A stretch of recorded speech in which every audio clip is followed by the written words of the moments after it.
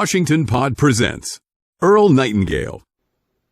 Mr. Frederick C. Decker, publisher of Printers, Inc., gave some wonderful advice in his fine magazine some time back to all of us who are engaged in business, to all humans, in fact, who work. It appeared in his editorial called A Publisher's View and was titled, Why Are You in Business? And it goes like this. If someone abruptly asks you, why is your company in business, what would you say, and how long would it take you to say it?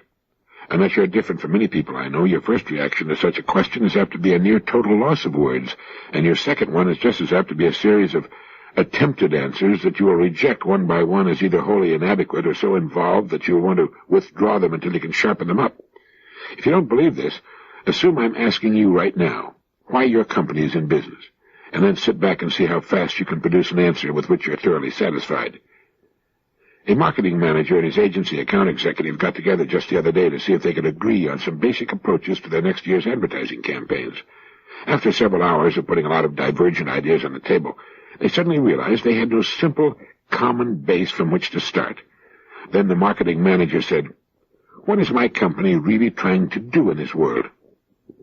A good many hours later, they had an answer they were both sure was right, and they had boiled it down into easily understandable words. And now, they tell me, they're off and running with more ideas for next year than they know what to do with. For the first time, they both have a clear idea of what they basically have to sell. The bigger and more diverse your company becomes, the tougher it is to remember that once upon a time it had a very simple reason for going into business. Yet that simple reason is the cornerstone of its growth and success, and the bigger your company is today, the sounder that reason undoubtedly was. Thus, there really isn't any substitute for making sure you know why your company is in business.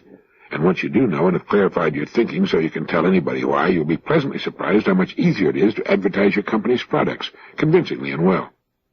Why is your company in business? If you're sure you know and can say why clearly and memorably, sit right down and write an advertisement for any product your company makes. I almost guarantee you'll be very pleased with the results. Thank you, Mr. Decker. Well said as usual. You know, this is really all we need from time to time. A reminder to turn to basic fundamentals, to our beginnings. Think how clean and stripped of absurdity and circumlocution this kind of thinking could make the ads we see and hear.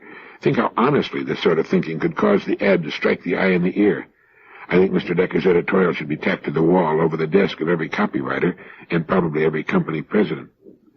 You know, Emerson said one time, they use the superlative of grammar, most perfect, most exquisite, most horrible, not perceiving that superlatives are diminutives and weaken, that the positive is the sinew of speech, the superlative, the fat.